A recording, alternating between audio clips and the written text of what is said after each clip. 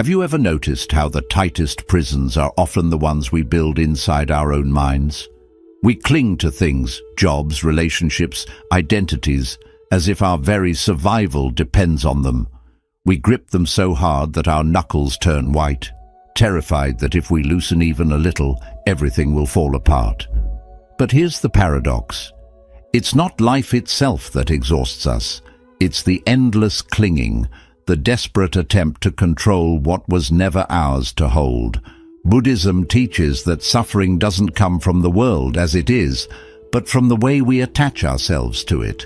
Imagine trying to catch water with a closed fist. The tighter you squeeze, the faster it slips away. And yet, when you open your hand, the water rests gently in your palm. Letting go isn't about carelessness. It isn't giving up. It's the quiet, courageous act of loosening your grip on what was never meant to be chained.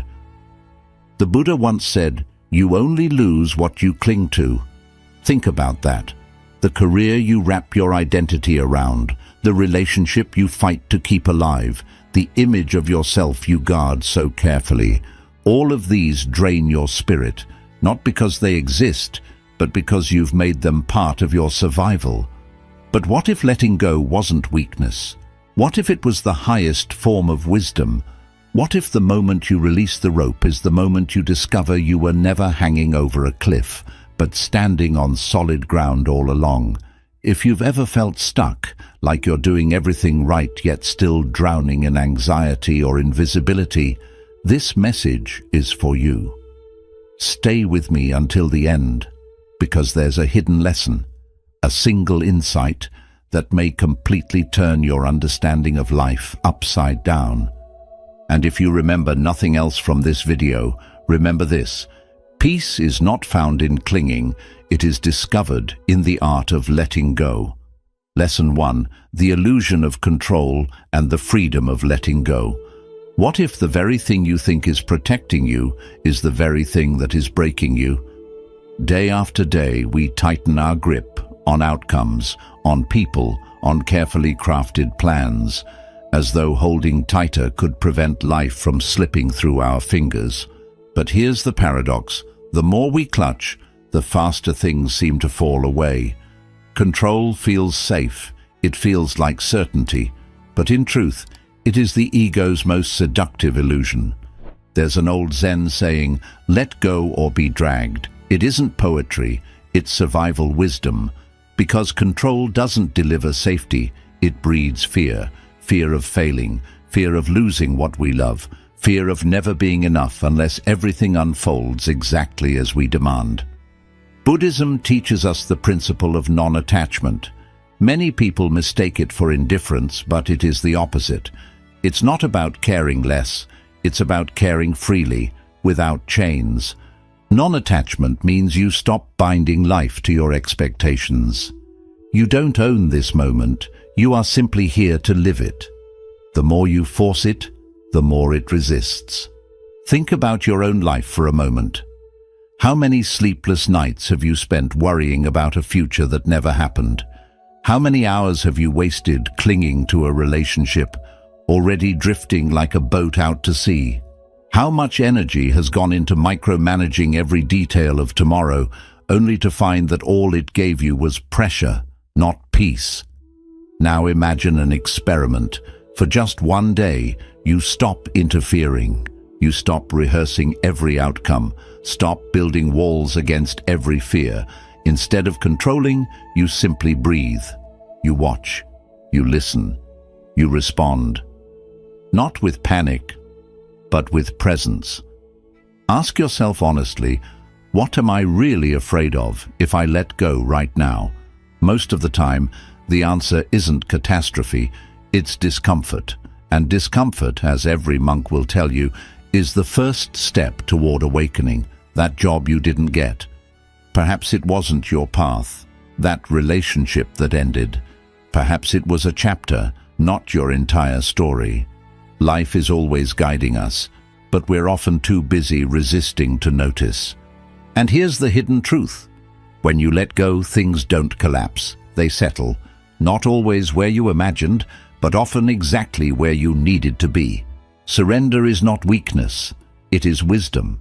It is the courage to trust the river rather than fight its current. The next time you feel yourself tightening, pause. Breathe deeply. Ask yourself, is this weight worth carrying? Then soften your grip. Let go. Watch how space opens up where struggle once lived. A monk once said, "Peace is not found in the absence of noise, challenge, or work. Peace is discovered in the middle of them when the mind is calm." That calm does not come from control, it comes from trust. So ask yourself, what if letting go is not the end, but the beginning? What if the person you are so desperately trying to hold is not the person you are destined to become? To rise, you must release. If you want to soar in the sky, you cannot keep clinging to the earth. If you want to move forward, you must leave behind the chains of the past. Let go, let life come to you, and watch how beautifully it arranges itself when you finally stop trying to arrange it. Lesson 2. The paradox of detachment. Here's the paradox no one tells you. The moment you let go, you actually rise higher. Strange, isn't it? We live in a culture obsessed with outcomes, numbers, achievements, likes, validations. We cling to success as if our worth depended on it, but the tighter we pull on the string, the more altitude we lose. A kite doesn't soar because we grip harder, it soars when we release. Detachment isn't weakness, it's the hidden power that sets you free. The Buddha taught that attachment is the root of suffering, not because desire itself is wrong, but because we chain our identity to the outcome. Detachment is not apathy, it is freedom. It is the ability to act with sincerity, to love deeply, to work diligently, yet without being imprisoned by fear of what might or might not happen. It's showing up fully, without clutching desperately at control. Think about your own journey. Maybe you poured yourself into a job, a relationship, a dream, believing that if you just pushed hard enough, it would all work out. But instead of peace, you found pressure. Instead of clarity, you felt confusion. Why? Because power never comes from the grip, it comes from presence. Detachment shifts the question from "will this work" to "is this true for me?" That one shift changes everything. When you're detached, you no longer react out of fear, you respond out of alignment. You don't manipulate conversations, you speak with honesty. You don't obsess over outcomes, you move with sincerity. And then you step back, you trust the unfolding. Practice this, set your intention clearly, but release the outcome. Meditate on impermanence. Watch how every thought, every feeling rises and falls like waves. Notice how even pain eventually dissolves. This is the secret of living lighter, to stop swimming against the current and begin moving with the river. Ask yourself, am I forcing what should flow naturally? Am I gripping what is meant to grow on its own? More often than not, what we force fails, and what we allow flourishes. The seed doesn't bloom because you demand it to grow. It blooms when you give it space, sunlight, and trust. So let me ask you honestly, what have you gained by clinging too tightly? Peace or pressure? Clarity or chaos? Every time we grip harder, we lose sight of the truth. Control is an illusion, but presence is power. Detachment doesn't disconnect you from life, it positions you in the center of it. It gives you real power, the kind that flows from authenticity, not anxiety. So loosen the string, trust the wind. Watch your kite rise higher than it ever could in your clenched fist. Let go and let life lift you. Lesson 3. How overthinking pushes away the very peace you seek. We often mistake overthinking for progress.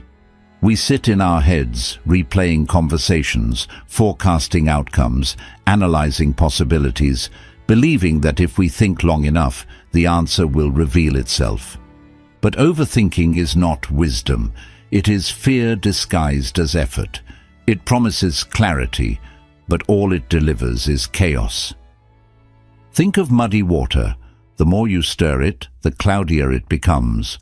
But when you stop, when you allow the pond to settle, the water clears on its own. Your mind works in the same way. Clarity is not created by constant spinning. It emerges when you stop disturbing it. Yet silence terrifies us. Stillness feels like failure in a world obsessed with noise, hustle, and productivity.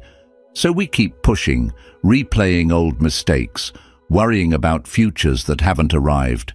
But Buddhism calls this the monkey mind, a restless mind that leaps from fear to doubt, always clinging, never resting. The monkey mind tries to control life by thinking harder, but true wisdom does not rise from noise. It rises when the noise dissolves. Haven't you noticed? The best insights often come when you're not even trying, under the shower, on a quiet walk, or in that one moment you finally surrendered. Why? Because you created space. Space is the doorway to wisdom. Here's the trap. We all crave peace, but we try to think our way into it. Yet peace is not something you chase. It's what remains when you stop chasing. So practice this. The next time your thoughts begin to spiral, don't follow them deeper. Interrupt the cycle. Close your eyes. Take a single breath, fully in, fully out. With that one breath, release the story your mind is spinning. Ask yourself, am I truly thinking or am I avoiding? Because often, overthinking is not about finding answers. It's about shielding ourselves from feeling, from deciding, from facing the unknown. Remember this truth. Life does not move when you think. It moves when you act. Set boundaries with your thoughts. If a decision is consuming you, give yourself a deadline. Don't allow hesitation to turn into paralysis. Clarity loves decisiveness. Even a small step disrupts the mental loop. And that quiet voice you often ignore, your intuition, your gut. It is not weakness, it is wisdom, but you cannot hear it as long as overthinking keeps shouting over it. So here's a new way forward. Stop trying to fix every detail with logic. Instead, feel. Feel the discomfort, the fear, the uncertainty. Let them pass through you like waves, instead of trying to hold them back. Sometimes the most powerful move you can make is no move at all, not out of apathy, but out of deep awareness. When you stop resisting the present moment, it begins to speak to you, and in that stillness, true guidance emerges. So ask yourself, are your thoughts helping you, or are they holding you hostage? This is your reminder. Your mind is a tool. It is not your master. A tool only works when you know when to put it down. Stop stirring, let the pond clear, let silence rise, and you will see what was hidden beneath the noise all along. Peace has never been missing. It has been waiting in the stillness, patiently, for you to notice. Lesson 4. Why caring too much backfires. There's a hidden danger in caring too much. On the surface, it looks noble, selfless even. You tell yourself, I care because I love. I care because it matters. But if you look closer, sometimes what we call care is really fear in disguise. Fear of not being enough. Fear of losing control. Fear of being forgotten unless we constantly prove our worth. Think about it. Have you ever tried so hard to protect something that you smothered it instead? We crush dreams with perfectionism, convinced they'll only survive if we control every detail. We suffocate relationships with expectations, measuring them against an invisible standard no one can meet. We strangle our own peace with pressure, believing that unless we hold everything together, it will all fall apart. But here's the paradox. Love, like a flame, cannot grow if you cover it with your hands. It needs air. It needs space. When you cling too tightly, You don't protect the flame, you extinguish it. Maybe you've felt this yourself. The exhaustion of being everyone's rescuer. You say yes when your soul is screaming no. You try to manage people's emotions, to heal wounds that were never yours to fix, to carry burdens that were never meant for your shoulders. It feels compassionate, but it's not. It's over-responsibility. And over-responsibility doesn't lead to connection. It leads to burnout, resentment, and emptiness. In Buddhism, compassion, metta, or loving kindness is not about fixing others. It's not about controlling the outcome of someone else's journey. True compassion is presence. It is being with someone without forcing, without managing, without trying to rewrite their story. Real care is not heavy. It's spacious. It's sitting beside someone in their struggle, without trying to erase it. It's letting people breathe, letting life breathe, and trusting that growth comes not from your control, but from their own path. Ask yourself, am I trying to be everything for everyone? If the answer is yes, notice that this is not love. It is ego dressed up as service. Your ego wants to be the healer, the pleaser, the one who never fails. But love doesn't demand that role. Love says, I am here with you, even if it's messy, even if I can't fix it. And here's something deeper. When you tie your worth to being understood, validated, or praised, your care stops being unconditional. It becomes a transaction. You start giving, not freely, but out of fear. Fear of not being seen. Fear of not being enough. That isn't love. That is fear pretending to be love. So reframe care. Care is not fixing. It is presence.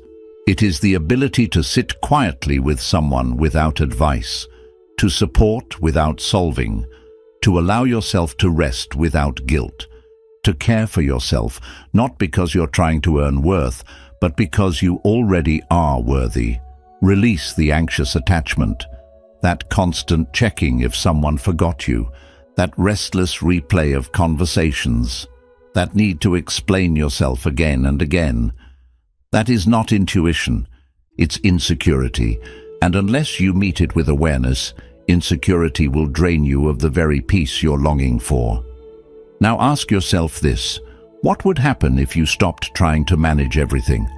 What if you trusted that the people you love could survive without your constant intervention? What if you trusted that situations could unfold without your endless supervision?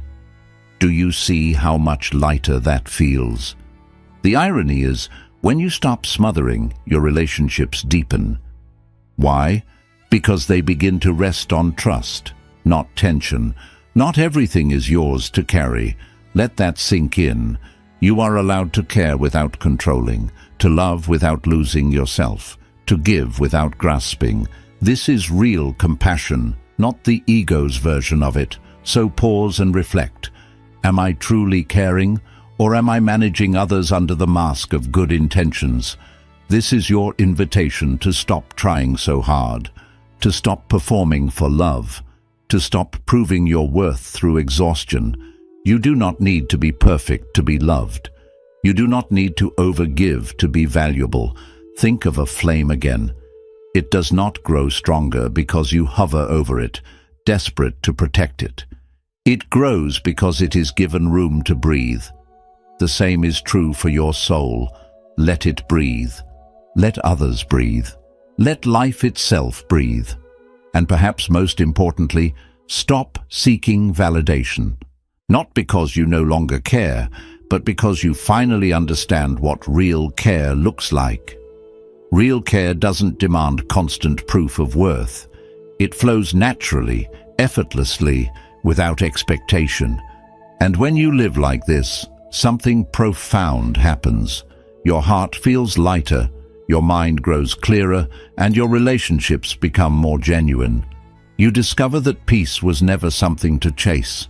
It was always waiting beneath the weight of your over-caring. Let go of the pressure to be everything. Let go of the belief that love must be earned. Step back, allow space, and you'll see. When you stop smothering, everything, love, trust, clarity, peace, finally falls into place. Lesson 5. What happens when you stop seeking validation? From the moment we are born, we enter a world that teaches us to perform. As children, we beam when our parents clap at our first steps. In school, we chase gold stars, grades, and recognition. In adulthood, it becomes likes, comments, promotions, and compliments. Somewhere along the way, applause quietly became our oxygen. Without it, we panic. With it, we feel alive. But here's the truth that often goes unnoticed. You were not born to be approved. You were born to be authentic. Think about a mountain. It does not ask the sky for permission to stand tall.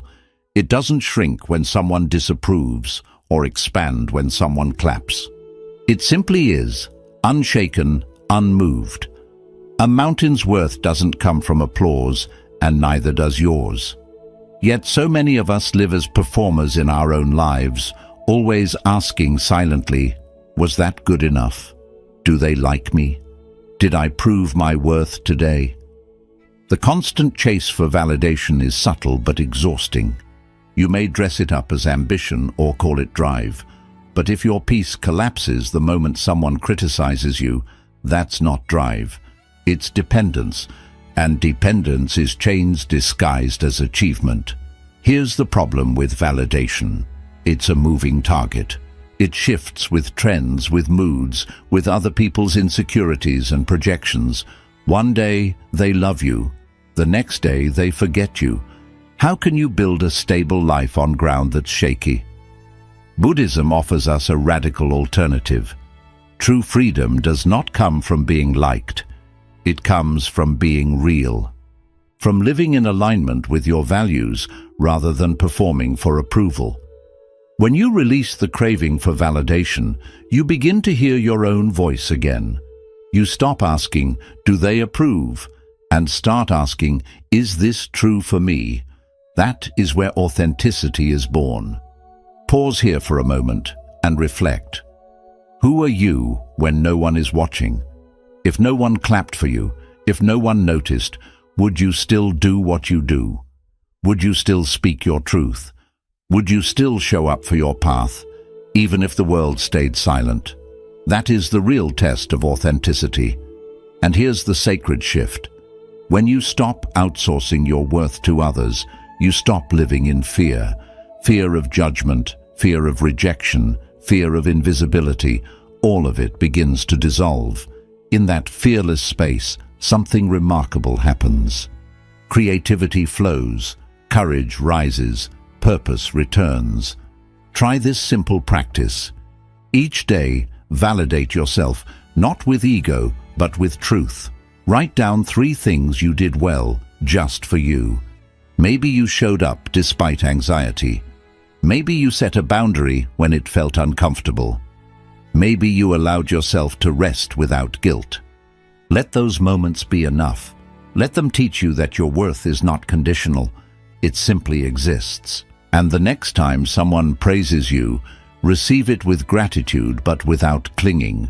When someone criticizes you, listen with openness but without letting it define you. Both praise and criticism are just like weather patterns. They come, they go, they pass. Your essence does not change because of them. Step into solitude. Not loneliness, but the sacred space where no one else's opinions echo. In that quiet, you'll meet the version of yourself who doesn't need permission to breathe. The one who doesn't ask for applause before taking the next step.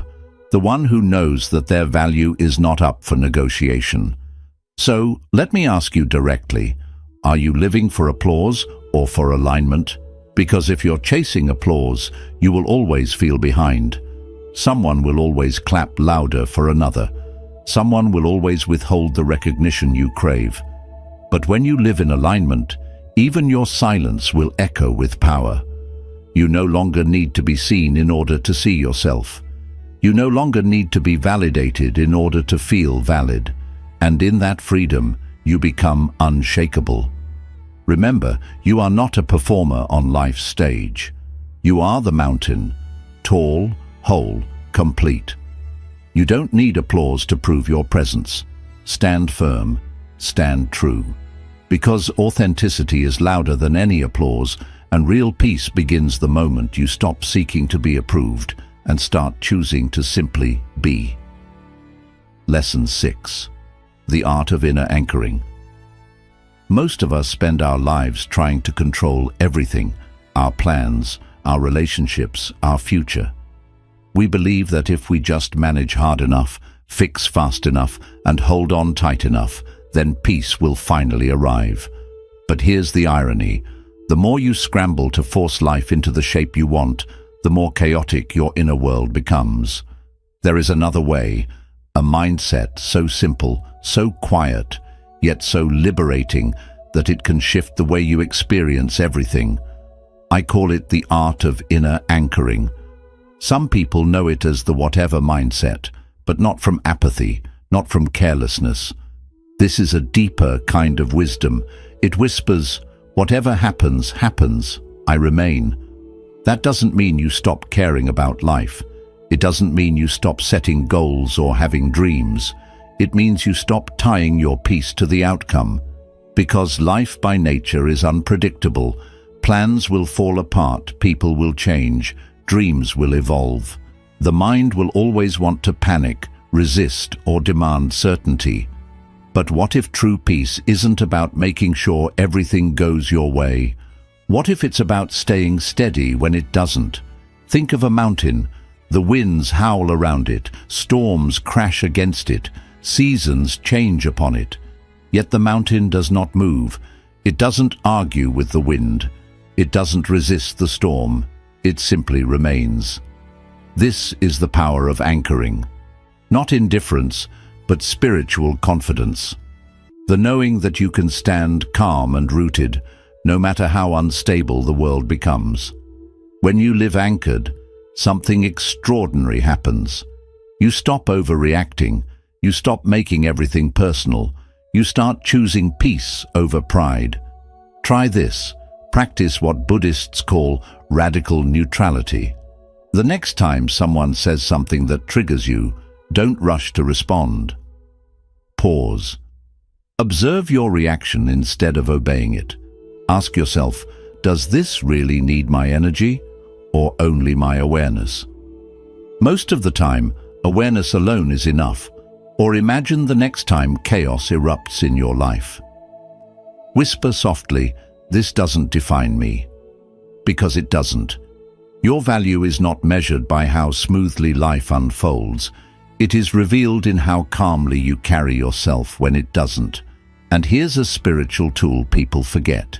Humor. When something goes wrong, when life throws you one of its curveballs, try laughing gently. Shrug. Ask yourself, will this matter in 5 years? If the answer is no, why should it steal 5 hours of your peace today? Sometimes the most enlightened thing you can do is smile at the absurdity of it all. Remember this, peace is not found in answers, but in releasing the desperate need for them. Can you remain calm when everything is changing? That is the real test. Because if your peace depends on stability, you will never know peace. But if your peace is built on presence, surrender, and inner anchoring, then no storm can uproot you. Anchoring yourself in this way doesn't make you passive, it makes you powerful. Because when you stop needing life to bend to your will, you begin to move in harmony with it. You stop resisting and start flowing. You stop breaking against the current and instead let the current carry you exactly where you need to go. So the next time life spins sideways, don't scramble, don't resist. Take a deep breath and remind yourself, whatever happens, happens. I remain. That is not weakness, it is mastery. Because letting go isn't losing control, it's allowing life to meet you where you truly are. And in that space, clarity returns, strength deepens, and alignment unfolds effortlessly. You become like the mountain, anchored, steady, unshaken. And from that grounded place, everything, peace, wisdom and strength, finally falls into place. Lesson 7. Beyond the prison of thought. You are not your thoughts. At first, this might sound strange, almost impossible to believe. After all, we spend nearly every waking moment listening to that inner voice. It tells us stories, criticizes our choices, predicts the worst, and rarely stops talking. Most people live their entire lives inside this invisible cage, convinced that every word their mind whispers is true. But here's the liberating truth. You are not the voice. You are the awareness that hears it. Imagine the open sky. Clouds drift across it, sometimes soft and light, sometimes dark and stormy. Yet the sky itself is never damaged by the passing weather. Your awareness is that sky. Thoughts are the clouds. Some bring rain, some thunder, some light. But none of them define the vastness behind them. Think about the last time a single thought ruined your day. Maybe it was one harsh comment, one memory of failure, or one fear about the future. That single thought spiraled into hours of anxiety, frustration, or self-doubt. But ask yourself, was the thought truth, or was it simply habit? Many of our thoughts are not reality. They are echoes, echoes of old conditioning, echoes of fear, echoes of voices we once believed without question. Buddhism teaches that thoughts arise automatically. That part is not your fault. But identifying with them, believing them, that's where suffering begins. You are not the voice saying, "I'm not good enough." You are the one hearing that voice, and the moment you stop attaching to it, something remarkable happens. You discover freedom. Try this experiment. The next time your mind races, don't argue with it. Don't suppress it. Just notice. Watch your thoughts the way you would watch clouds passing or a river flowing. Label them gently. This is just thinking. Then return. Return to your breath, to your body, to the present moment. You'll start to see just how much unnecessary noise your mind creates in its attempt to feel safe. But awareness doesn't need to feel safe. It doesn't need to cling. Awareness just is. Quiet, steady, complete. When you witness thoughts without obeying them, you see their true nature. Most are not wise, not helpful, not even original. They are recycled fragments of the past, projections of the ego, or fears about what hasn't happened yet. They don't deserve your loyalty. They only demand your attention. Ask yourself, is this thought helping me, or is it just a habit? When you make this distinction, everything changes. You stop being the prisoner of your mind and start being its witness. And in that witnessing, something softens. You no longer feel the need to control every thought or chase every mental story. This is the essence of mindfulness. The Buddha never taught us to destroy the mind. He taught us to understand it, to observe it as you would observe a flame, a river, a bird in flight, without trying to possess it, without being swept away. Clarity doesn't come from thinking harder. It arrives when the mind quiets enough for wisdom to surface. The more you identify with thoughts, the noisier life feels. The more you identify with awareness, the more space you create for peace.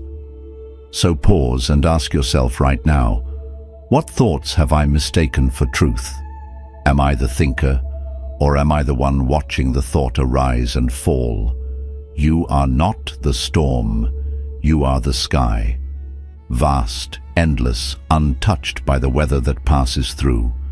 And the moment you stop fighting the clouds, the moment you allow them to come and go, you rediscover the stillness that has always been waiting for you. Lesson 8. The strength of surrender. There comes a point in every journey when strength is no longer measured by how tightly you can grip, but by how gently you can release. We grow up being told to fight harder, push more, hold on no matter what. But what if the greatest strength is not in clinging, but in surrender? Imagine a boat fighting against a raging river. The harder it rows, the more exhausted it becomes, until eventually the current drags it under. Yet the moment the rower stops resisting, something remarkable happens. The river carries the boat forward with ease. This is the power of surrender. And let's be clear, surrender is not giving up. It is not apathy or weakness. It is a radical shift from resistance to trust. It is giving in to reality as it is, rather than exhausting yourself trying to make it what it's not. Most of us live in resistance. We fight outcomes, cling to plans, argue with change, and call it ambition. But beneath that, striving is often fear. Place your hand on your heart, breathe deeply and say, "This too is part of the path." Notice how those words soften your fear. You are not lost. You are being reshaped. Stop asking for the map. Become the explorer. Let the silence stretch you. Let the unknown open you. Think of the cocoon again. The caterpillar doesn't negotiate with the process. It doesn't demand proof of wings before it dissolves. It surrenders fully. And from that surrender, transformation is born. The same is true for you.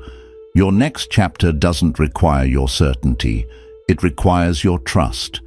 Ask yourself honestly, am I clinging to certainty, or am I allowing myself to evolve through chaos? Do I trust the unfolding, or am I still trying to rewrite what already is?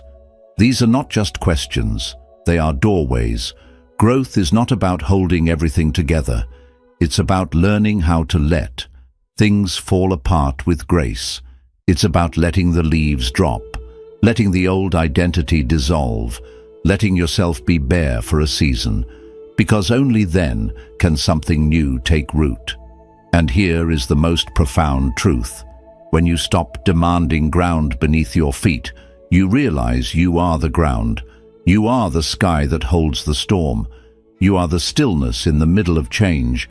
You are not falling, you are unfolding. So don't fear the unknown. Don't run from the instability. Embrace it. Because that space of groundlessness, that fragile, frightening, liberating space, is exactly where your freedom begins. That's where your next chapter lives. That's where life begins to rise, not from what you cling to, but from within you. When you finally stop needing the ground to stay still, you discover the deepest stability of all, the one that was inside you all along. Lesson 10. Letting the moment lead. Picture a river winding its way through mountains and valleys. It does not argue with the rocks in its path. It doesn't insist that the bends become straight or that the path stay smooth. The river just moves, flowing around obstacles, adjusting to every rise and dip, trusting the way as it unfolds. This is the heart of letting the moment guide. It is not weakness. It is not surrender. It is the highest act of wisdom. Yield to life as it comes. Yet most of us live caught in the opposite state. We hold on to control. We overmanage our work, our relationships, even our feelings, as if constant gripping could keep us safe. But the truth is, control takes us away from the only place where peace truly exists, the present moment. We end up managing life instead of living it. But what if, even for one breath, you stopped planning every move? What if, instead of rushing ahead with worry or falling back in fear, you paused and asked, "What is life calling me to do right now?" This question breaks the autopilot that keeps us going in circles. The mind loves to replay yesterday or run ahead into tomorrow, but rarely does it stay here, in the now. And still, this is where everything takes place. This is where clarity, healing, and wisdom dwell. Just think about it. How many times have you pushed, hurried, or forced a way forward, only to end up drained and stuck? What if those delays were not punishments, but invitations? What if the detours were not mistakes, but lessons? Life often holds back what you want to show you what you truly need. Surrendering to the present doesn't mean indifference. It means deep engagement with what is. Not with your picture of how it should be, but with the reality of how it is. It means you stop asking, "How can I control this?" and begin asking, "What wisdom does this moment carry if I stop trying to avoid it?" When you do, life starts to speak in ways you never noticed before. The present, once resisted, begins to reveal its treasures. Sometimes that treasure is clarity, sometimes it is patience, and sometimes it is simply peace. And peace itself is the ground from which everything else arises. Buddhism reminds us that control is only an illusion. The only true mastery you have is over your awareness, where you place it, how you shape it, and how you return to it. When awareness is rooted in the present, life finds its natural flow. The noise around you may remain, but it no longer pulls you down. You stay anchored, steady, and here. Try this simple practice. When restlessness comes, put both feet on the floor, close your eyes, and take a deep breath. Silently say, "I am here now." Then ask yourself, what is life asking of me in this moment? Don't overthink, don't hurry the answer. Just listen. Sometimes the wisdom is to act, sometimes to wait, sometimes to release. But there is always guidance, and here lies the paradox. When you stop resisting, life begins to fall beautifully into place. Your work, your relationships, even your sense of self begin to align. Not because you forced them, but because you stopped resisting the flow. You become like the river itself, flexible yet strong, grounded yet free. You come to see that real mastery lies not in force, but in flow, not in holding on, but in trusting. And through that trust, you discover the ease of living in harmony with the present. So I leave you with this. Stop trying to manage every moment and start living it. Let the river guide you. Let the now be enough. When you allow the moment to lead, you don't lose control. You uncover peace. And in that peace, everything, clarity, purpose, freedom, settles effortlessly into place.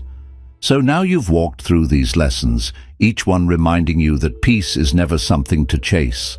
It's something you uncover when you let go, when you trust, when you return to presence. From loosening your grip on control, to calming the restless mind, to releasing the need for approval or fixing everything, you've seen that freedom is never in force, but always in flow. Buddhism reminds us that life is always moving, always shifting, always inviting us to release. And the more we resist, the heavier it becomes. But the moment we soften, the moment we allow, everything starts to come into balance. As you finish this video, ask yourself, which of these lessons do I need most right now? Is it loosening my grip on control? Is it stepping away from overthinking? Is it learning to trust the unknown? Hold on to that one insight and carry it into your day like a lantern. Let it guide your steps. Because the truth is, peace is not out there. It isn't waiting in some future moment. It is here, right now, if you're willing to notice it. And if this message has spoken to you, I invite you to keep walking this path with me. Subscribe for more teachings inspired by Buddhist wisdom. Share this video with someone who might need this gentle reminder today. And before you leave, take a moment to reflect in the comments. Which lesson touched your heart the most? Your words may be the light that helps someone else find their way. Until we meet again, breathe, let go, and remember, you are already enough.